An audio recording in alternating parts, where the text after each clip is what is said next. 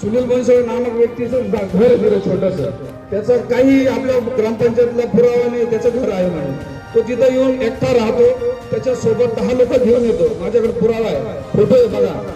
आणि त्याच्या तिथं त्यांनी असं तार कंपाऊंड बांधलेलं आहे लाकडाचं, आणि त्यांनी तिथं गांजाची शेती केलेली आहे. स्वतः पोलीस तिथं येऊन चौकशी करून ते झाडं तोडून गेले. अक्षरशः आम्ही 2-3दा चोर धरले, त्या चोर धरल्याचा आरोप आमच्यावर करून म्हणजे आमच्यावर गुन्हे दाखल झाले.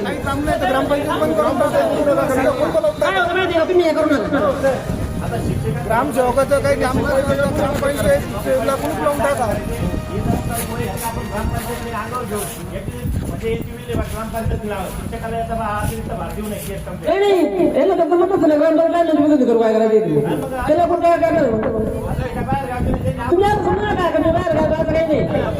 आपल्या गावाचे सदस्य कोणी काय शिक्षकांना असं म्हणतात गावात समजा शिक्षण तोडला, झाड तोडलं किंवा दारू रुपयाचा लोक थांबले 2 मिनिटं, लोक काय लोक पडले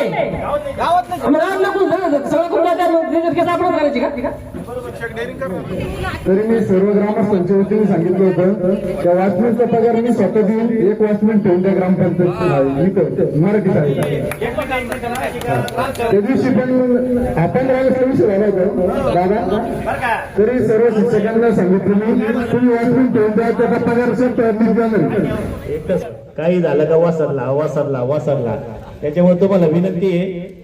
आता त्या लोकांनी सांगितलं, त्या मुलांनी काय केलं, ते जो आहे तो काय करतो, गांजा पिणार आहे, दारू पिणार आहे, गावातले इकडले तिकडले कुठले कोण काय कोणाला ओळखीत नाही, त्याच्या घरी 10,000 रुपये चोरी केली. त्याच्यामुळे 2-3 दिवसांनी काहीतरी ते आल्यानंतर थोडी झाटापट्टी झाल्यानंतर समोरची पार्टी पोलीस स्टेशनला गेली होती. त्या ठिकाणी ठीक आहे, कायदेशीर काय झालं तो विषय. पण काय होईल, एखाद्या दिवशी तिथं एखादी अशी घटना घडल का तुम्ही सगळे गावकरी म्हणता वसाहत अशीची. त्याच्यामुळे सगळ्या गावकऱ्यांना विनंती आहे का तेव्हा या प्रश्नामध्ये लक्ष घाला, आणि तो कोण व्यक्ती आहे तेवढं ते तुम्ही लक्ष घालून तो विषय संपून टाका. नाही तर काय होईल, सगळं गाव करून जाताना वसाचं नाव येतं, असं नको आहे. तुम्ही मला गेल्या 3 महिन्यापूर्वी मीटिंग मध्ये सांगितलं होतं की साकुरी दहिगाव जो रोड आहे त्याचा जो अर्ज आहे तो मी वरती दिला आहे, आणि त्याची ओसी मी मागितली होती. तुम्ही ती ओसी अद्यापपर्यंत मला दिली नाही, किंवा फोन करून मला म्हटले नाही की मॅडम तुम्ही ओसी घेऊन जा.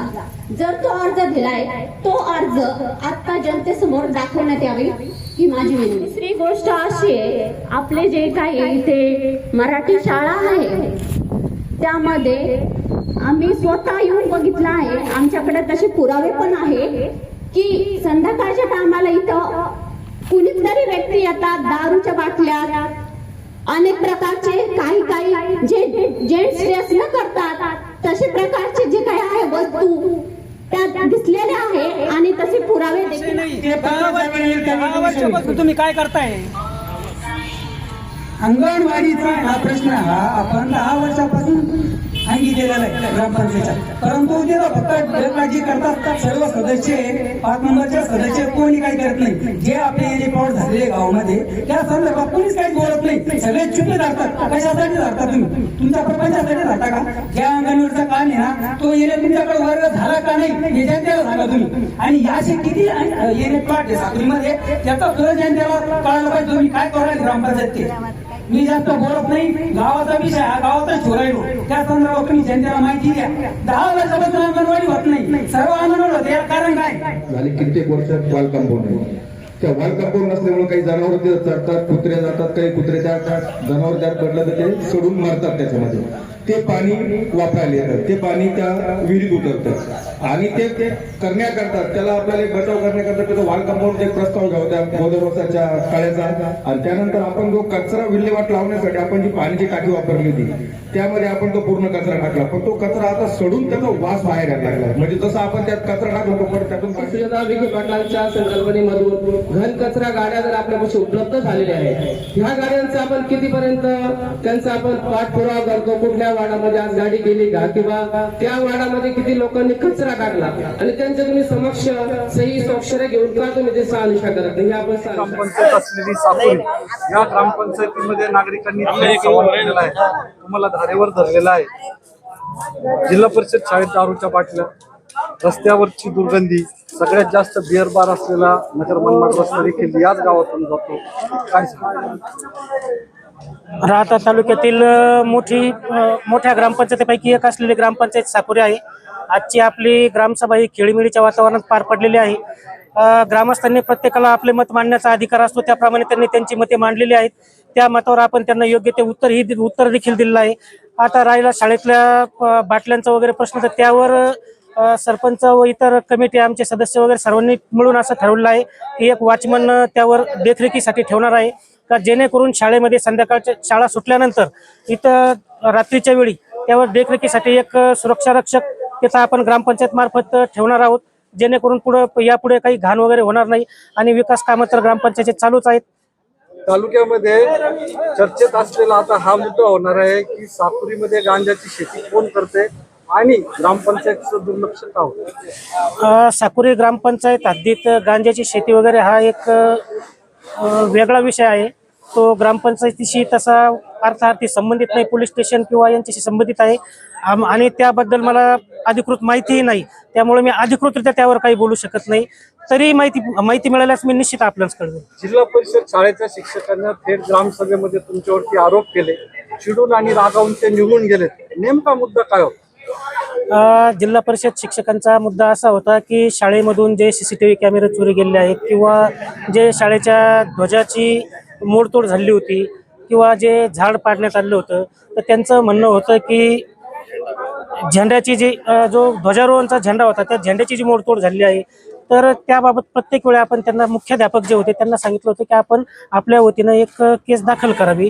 तर आता जे नव्याने हजर झालेले शिक्षक आहेत ते आले, त्यांना मागील प्रश्न माहीत असेलच, बहुतेक नाही असं म्हणता येणार नाही, परंतु त्यांचा मुद्दा असा झाला की हे शाळेच्या प्रेमायसेसमध्ये झालेलं असलं तरी हे गुन्हा किंवा केस ग्रामपंचायतने दाखल करावी, मुख्याध्यापक दाखल करणार नाही असं त्यांचं म्हणणं होतं. त्यावर त्यांनी त्यांचं मत मांडलं. आता त्यांना मत मांडण्याचा अधिकार आहे, परंतु घटना ही शाळेच्या प्रेमायसेसमध्ये झालेली आहे आणि त्या बाबतीत आता ते शिक्षक लोकल असल्यामुळे त्यांचं म्हणणं असं झालं की मी लोकल आहे आणि आमचे वाद होऊ शकतात, त्यामुळे आम्ही गुन्हा नोंदवू शकत नाही, ग्रामपंचायतीने नोंदवावी. आता इथं सरपंच पण लोकल असतात, सदस्य लोकल असतात, सर्वजण लोकल, मी बाहेरचा आहे, पण गुन्हा दाखल करणं गरजेचं होतं, पण दाखल झालेलं नाही तरी आम्ही पोलीस स्टेशनला त्याबाबत कळवणार आहोत. नगर मनमाड रस्त्यावरची प्रचंड दुर्गंधी आहे. अनेक हॉटेलवाले थेट कचरा रस्त्याच्या कडेला टाकतात.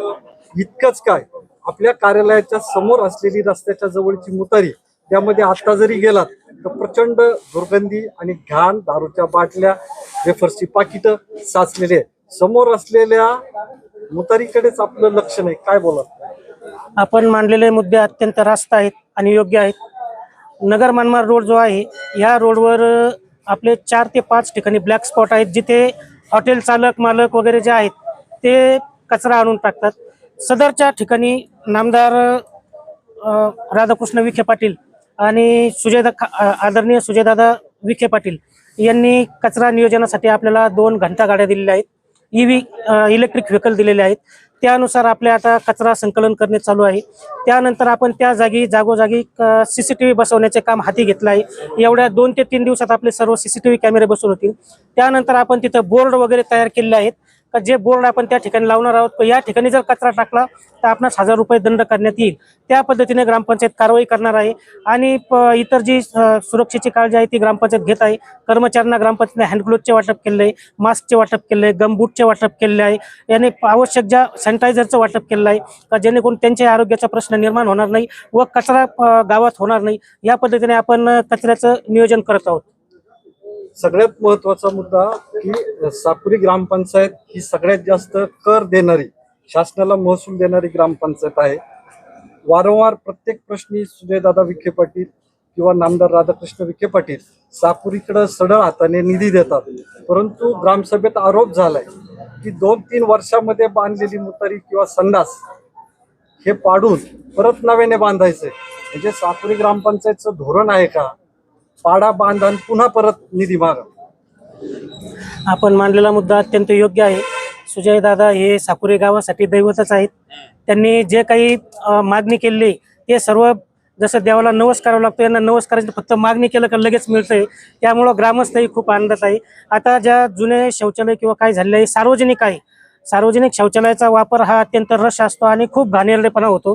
तर सुजयदादांनी जे 2 सार्वजनिक शौचालय विकासासाठी दिलेले आहेत, तर ते पूर्वीचे न पाडता नवीन ठिकाणी ते बांधण्यात येणार आहेत.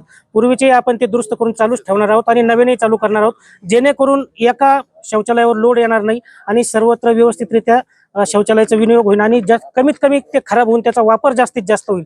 या पद्धतीने आपण त्याचा वापर करणार आहोत. गेल्या वेळी ग्रामसभा झाली होती त्यावेळी देखील या ग्रामसभेमध्ये नागरिकांनी अनेक प्रश्न उपस्थित केले होते. त्या प्रश्नांची पूर्तता झालेली नसल्याचा आरोप नागरिकांनी केला.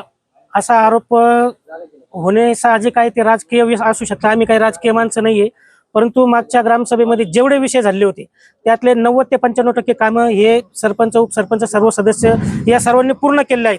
तुम्हाला लागलंच तर आपण त्याची सर्व देऊ शकतो, म्हणजे माहिती देऊ शकतो, डिटेल पॉईंटशीर माहिती देऊ शकतो. सर्व कामं पूर्ण झालेली आहेत. त्यामुळं काही विनाकारण आकसबुद्धीने एखादा प्रश्न येऊ शकतो किंवा एखाद्याचा अज्ञानपणा असू शकतो, अजाणतेपणाने येऊ शकतो. ग्राम सदस्यानेच, महिला ग्राम सदस्यानेच थेट आरोप केलाय. मागितलेली माहिती मिळत नाही, दिलेल्या अर्जाला उत्तर मिळत नाही, फक्त बोलबच्चन केला जातो. तुमच्याच ग्रामसभेच्या एका महिला सदस्याने अतिशय अभ्यासपूर्ण भाषण करत ग्रामपंचायतीचे वाबडे बाहेर काढले. सदर महिला ही आमच्या ग्रामपंचायतीची सदस्य आहे. त्यांचा अभ्यासही दांडगा आहे. त्या कायद्याच्या हे आहेत, वकील आहेत. त्यांचा अभ्यास दांडगा आहे. त्यांनी जे मांडलेले प्रश्न आहे, त्यांनी 5 प्रश्न मांडले होते. 5 प्रश्नापैकी 4 प्रश्न सुटलेले आहेत. एका प्रश्नाच्या बाबतीत त्यांनी विषय मांडलेला होता का सदरचा जो एक रस्ता आहे त्या रस्त्याबाबत त्यांनी विषय मांडला होता. त्याबाबत आपण वरिष्ठ कार्यालयाला कळवलेलं आहे. त्याची प्रत त्यांना देणं अपेक्षित होतं. ती प्रत त्यांना देण्यात आलेली नाही. ती प्रत आम्ही देण्याची व्यवस्था केली. आज साकुरी गावची ग्रामसभा होती. अतिशय खेळमेळीच्या वातावरणामध्ये ही ग्रामसभा पार पडलेली आहे.